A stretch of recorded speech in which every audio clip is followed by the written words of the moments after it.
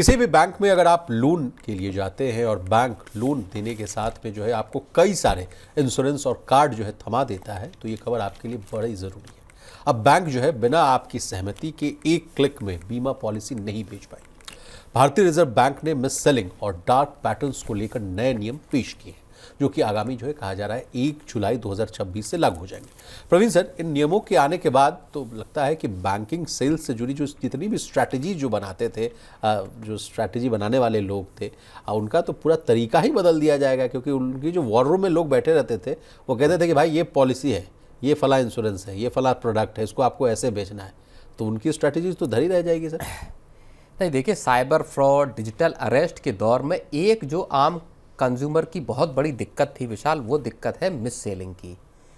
कि जिस बैंक में आप अपना पैसा जमा करते हैं, जिस बैंक के प्रोडक्ट्स के बारे में उतनी बहुत ज़्यादा लोगों को उतनी जानकारी नहीं होती, और जब आप बैंक जाते हैं आपकी ज़रूरत कुछ और है। बैंक के कर्मचारी, कभी भी आप जाएं बैंकों में, और मैंने अक्सर कर इस चीज़ को मैंने भी फेस किया है कि आप अगर बैंक गए, मान लीजिए आपको पैसे जमा करने या निकासी करनी है किसी वजह से या कुछ और काम है, तो जो स्टाफ है वो कहेगा कि सर आप ये क्यों नहीं प्रोडक्ट ले लेते हमारा, ये बीमा क्यों नहीं ले लेते, आपके पास ये है कि नहीं है। अगर आपने खाता बंद कराना है तो भी आपको नए उत्पाद बता दिए जाएंगे कि ये यहाँ इन्वेस्टमेंट का ये बहुत अच्छा प्रोडक्ट हम लेके आए हैं जी। तो ये एक कॉमन समस्या है। और आरबीआई का एक आंकड़ा बताता है विशाल कि 2024-25 में देश भर में 3 लाख शिकायतें आई हैं मिस सेलिंग की, बैंकों की और एनबीएफसीज की। इस डेटा को अगर हम बाइफरकेट करें तो इस पूरे किस्से में, मिस सेलिंग के किस्से में, न सिर्फ सरकारी बैंक शामिल हैं, प्राइवेट बैंक भी उतने ही इन्वॉल्व हैं। प्राइवेट बैंकों का के खिलाफ जो शिकायतें आई हैं वो 1,11,000 के आसपास हैं, निजी सरकारी बैंकों के खिलाफ लगभग 1,03,000 के आसपास हैं, बाकी की एनबीएफसीज के खिलाफ हैं। एक और बड़ी चीज़ है, आरबीआई इस तरह की जो मिस सेलिंग की शिकायतें हैं इनको अलग से कैटेगराइज करके नहीं देता।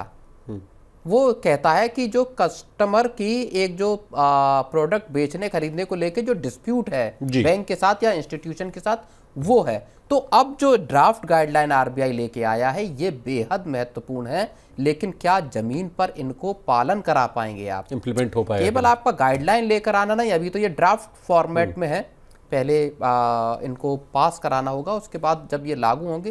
केवल इनको लेकर आने से काम नहीं बनेगा।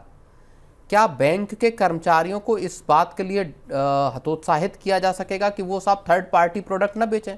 अभी आप जाइए होम लोन लेने जाइए तो आपको 3 तरीके के बीमे जो है, जो जिस संस्थान से आप होम लोन ले रहे हो वो फटाक से आपको भेज देगा कि साहब बिल्डिंग का बीमा आप मुझसे लीजिए, या हम आपको होम लोन तब देंगे जब आप ये वाला इसके साथ का ये इंश्योरेंस लेंगे कि अगर आपको कुछ हो गया, आपकी नौकरी चली गई या कुछ अनहोनी हो जाती है तो उस केस में कौन उस ईएमआई को भरेगा, तो आप ये वाला प्रोडक्ट लीजिए, ये हम आपको दे रहे हैं।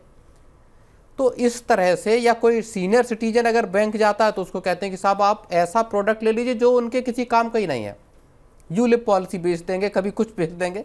तो ये एक बड़ी मीनस की जो है शक्ल इस पूरी समस्या ने अख्तियार कर ली थी विचार। चलिए सर, अब आगे क्या क्या नया हो सकता है इस पर भी चर्चा कर लेते हैं। कहा जा रहा है कि हर चीज़ के लिए जो है अलग मंजूरी होगी, यानी कंसेंट वाला जो मामला है, पहले क्या होता था प्रवीण सर कि कहा जा रहा है कि आई एग्री वाला जो बटन है वो बस क्लिक करवा लेते थे लोग। अब उतना भाई लंबा चौड़ा वो डॉक्यूमेंट आदमी कौन पढ़ेगा, और उसी के साथ कहा जाता था कि वो अगर आपने क्लिक कर दिया तो उसी के साथ उसमें छुपा रहता था, बीमा हो गया, कार्ड से रिलेटेड हो गया, या इन्वेस्टमेंट से कोई चीज़ें होती थी। उस ग्राहकों को कहा जाता था कि साफ फ्रॉड से पता ही नहीं चल पाता था कि ये किस चीज़ के लिए मैं हाँ कर रहा हूँ या ना कर रहा हूँ। उसमें जो है अब कहा जा रहा है कि बैंक को जो है इसका रिकॉर्ड रखना पड़ेगा, मतलब अब छुपी हुई जानकारी से काम नहीं चलेगा।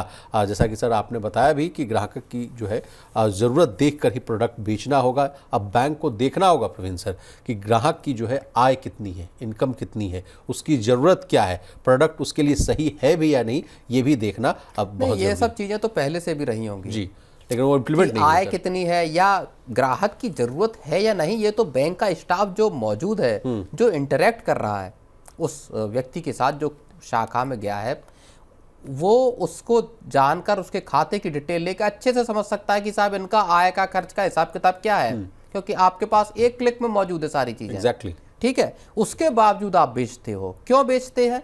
क्योंकि ऊपर से मैनेजमेंट से निर्देश होते हैं कि साहब आपका ये टारगेट है, हमने फलां इंश्योरेंस कंपनी के साथ डील की है, ये देगा आपको कमीशन, आप इसके प्रोडक्ट को बेचिए। तो डायरेक्शंस तो ऊपर से आते ना, कि आप किसी ब्रांच मैनेजर्स को ऊपर से उनके मिलते हैं कि भाई आपने इतनी पॉलिसीज बेच देनी है। और अलग अलग बैंकों के बीच में जो कंपटीशन है प्राइवेट में, आपस में सरकारी और प्राइवेट के बीच में, वहाँ पे ये मजबूरी पैदा होती है कि आपको बैंकिंग से जुड़े कामकाज कम चलाने, आपको एडिशनल जो एलाइड जो सर्विसेज हैं वो ज़्यादा ऑफर करनी है। और इसीलिए आरबीआई एक बात और कह रहा है कि आप किसी भी प्रोडक्ट को बंडल नहीं कर सकते। बंडल का मतलब कि आप होम लोन दे रहे हैं तो आप होम लोन के साथ एक बिल्डिंग का इंश्योरेंस आप उसको बंडल करके नहीं दे सकते, कि अगर आप होम लोन लेंगे तो आपको एक बिल्डिंग का इंश्योरेंस आपको लेना ही पड़ेगा। सबसे ज़्यादा अगर जो दिखाई देता है वो ये दिखाई देता है कि जहां आप होम लोन ले जाते, चूंकि रकम 25 लाख, 30 लाख, 50 लाख ऐसी होती है, तो लोगों को मजबूर किया जाता है कि साहब आप यहाँ पे हमारे से एक अपना लाइफ इंश्योरेंस लीजिए, एक अपना बिल्डिंग का इंश्योरेंस लीजिए, एक किसी तरह का सामान का लॉस ना हो उसका इंश्योरेंस लीजिए। तो जितने तरीके के चीज़ें हैं, प्रोडक्ट बेचे जा सकते हैं, वो बेचने की कोशिश की जाती है। चलिए प्रवीण सर, डार्क पैटर्न्स पर भी रोक लगाने की बात कही जा रही, कहा जा रहा है कि आज आखिरी मौका है, ऐसी जो है डरावनी लाइनें जो है आप जो है ग्राहकों को ना सुनाइए, बताइए, और उलझे हुए नियम और शर्तें ना जो है उनको जो है ऐसे फीचर्स को तुरंत हटाने की बात कही जा रही है। इसके अलावा एजेंट की सच्चाई जो है वो भी बताने की बात कही जा रही है। कई बार जो लोग बैंक में बैठे होते हैं वो असली बैंक कर्मचारी नहीं बल्कि जो है कई बार एजेंट्स होते हैं। तो अब क्या कहा जा रहा है सर कि बैंक को एजेंट की पूर्व जो है सूची जो है वो सार्वजनिक तौर पर जो है दिखानी होगी, बतानी होगी। एजेंट को बताना होगा कि वह स्थायी कर्मचारी है भी या नहीं, सिर्फ ऑफिस टाइम में ही कॉल कर सकेंगे। ऐसी बातें जो है अनचाहे कॉल और जो है दबाव वाली जो बिक्री है वो जो है कम होती हुई नजर आएगी। तो सर अब आपसे जो है द बिगर पिक्चर पर बात करते हैं। ये तो आज का मामला है नहीं है सर, जैसा कि आप कह रहे हैं, मिस सेलिंग को लेकर तमाम जो है खबरें हम लोगों ने भी जो है मनी सेंट्रल में की है। पहले के मामले में भी क्या ऐसी बातें देखने को मिलती थी या ऐसे इससे भी ज़्यादा गंभीर परिस्थितियाँ थी? नहीं, हमेशा से रहा है मिस सेलिंग का मसला। आप ये मानकर चलिए कि एक लंबा वक्त हो गया तब से मिस सेलिंग लगातार जारी है। और कई सर्वेज जो किए गए हैं वो ये बताते हैं कि जो रिलेशनशिप मैनेजर है, यानी जब आप बैंक में जाते हैं तो जो आपके साथ इंटरेक्ट करते हैं, 57% रिलेशनशिप मैनेजर्स या आरएम्स ने ये माना है कि उन्होंने लोगों को मिस सेल प्रोडक्ट किए हैं। बताइए। बहुत सारे जो आरएम्स हैं या जो स्टाफ हैं उनको प्रोडक्ट की जानकारी नहीं होती कि वो प्रोडक्ट किसी को क्यों बेचना, लेकिन वो उसको बेचते हैं।